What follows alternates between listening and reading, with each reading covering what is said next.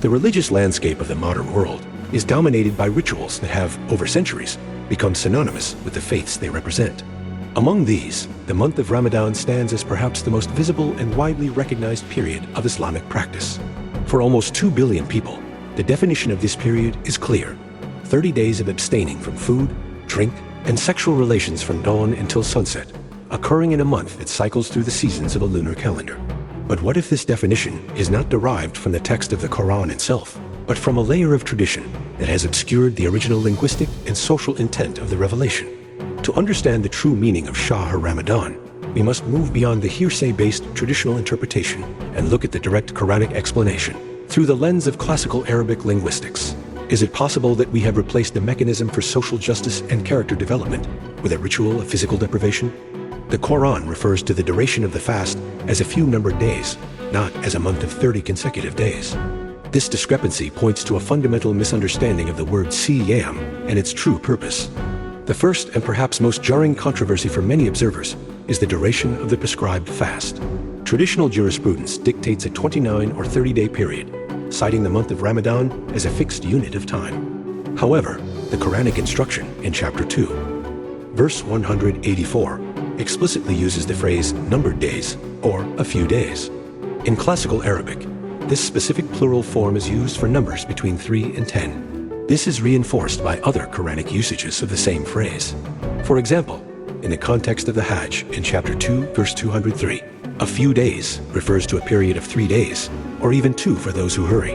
If the Quran intended to mandate a full month of fasting, why did it not use the word Shahr month in chapter 2, verse 184? And why did it use a phrase that denotes a small, countable number? Traditional scholarship attempts to resolve this by claiming that chapter 2, verse 184 was abrogated by the following verse, chapter 2, verse 185, which mentions Shahr Ramadan and commands that whoever witnesses the month should fast it. This theory of abrogation, however, is a later human construct used to smooth over textual complexities and goes against what the Quran says itself. The numbered days of verse represent the actual duration of the Siyam, fasting, while verse 185 identifies the condition or period during which these days should be observed. If the goal of the Quran is ease and not hardship, the traditional demand for 30 consecutive days of fasting, often resulting in extreme fatigue and loss of productivity, seems to conflict with the divine intent. Look at the reality of our Muslim societies during this month. Productivity vanishes. Entire countries come to a standstill with only the bare minimum being done. Why are we more irritable, more aggressive, and less patient? Exactly the opposite of things we are supposed to learn from fasting. We work for a few hours and act as if we are doing the entire world a favor. Is that the character development the Quran promised? And consider the inequality. A 30-day fast is manageable for someone sitting in an air-conditioned office. But what about the day laborer?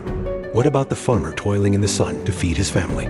For them, a month without food and water isn't a spiritual exercise, it's religious torture.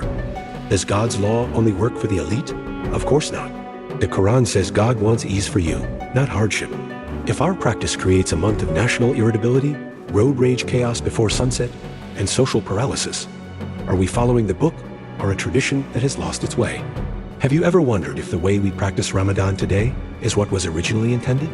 Let's dive deep into the Quran and uncover some surprising insights that might just change your perspective. First, let's talk about the duration. The Quran uses the phrase numbered days. This suggests a short, specific training period, not a full 30 days. Think about it. By day 20 or 25 of a month-long fast, many people feel physically drained and exhausted. This seems to contradict the very purpose of building spiritual strength to resist wrongdoing. Does God want us to be weak when we need to stand for justice? The Quran says He desires ease for us. If a full 30 days were required, wouldn't the text have said the whole month? Instead, it points to a manageable period, likely between 3 and 10 days, designed to build self-control without causing physical depletion. Ironically, for many of us, Ramadan has become a time of overindulgence. We break our fast with huge feasts of fried foods and sweets, often gaining weight and feeling sluggish. This is the opposite of the intended self-discipline. The numbered days concept is about a limited, effective training, not an exhausting marathon. Next, let's consider the timing. The word Ramadan itself comes from the root Ramin Dao, which means scorching heat. The name literally refers to the intense heat of summer. Yet, with our current lunar calendar, Ramadan cycles through all seasons, sometimes falling in the middle of a snowy winter. How can a month named for scorching heat be observed in the cold? The names of other months, like Rabi for spring, also point to specific seasons. This strongly suggests the calendar was originally meant to be fixed to the seasons. This is a huge topic, and it deserves its own video, which we will definitely make, so stay tuned for that.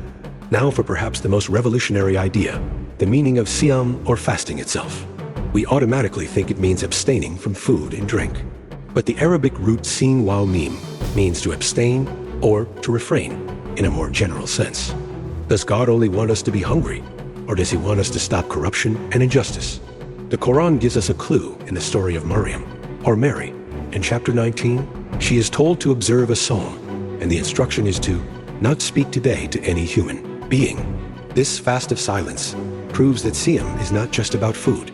It's about abstinence from certain actions, including communication. So, what does this all mean? When we look at the Quranic text without the lens of tradition, a different picture emerges. The duration seems to be a short training period of a few days. The timing is tied to the summer heat. And the practice of Siyam is about more than just hunger. It's about restraining our entire selves, our tongue, eyes, and hands from harmful behaviors. The traditional 30-day fast has, for many, turned a spiritual exercise into a cultural festival of nightly feasts and commercialism. But the Quran calls for something deeper. It calls for a Siyam that cleanses the body and soul, sharpens our self-control, and prepares us to stand for what's right. The true spirit of Ramadan is when we see oppression and use our sharpened judgment to separate right from wrong. We practice Siyam for a few numbered days to prepare ourselves spiritually and physically for this struggle. This is the Quran's invitation to move beyond a ritual of the belly and embrace a restraint of the hand and tongue. This is how we build a just, guided, and grateful society. Thanks for watching. If this video made you think, then please like, share, and subscribe. For more weekly deep dives into similar subjects, stay tuned to the Quran Alone channel. Peace.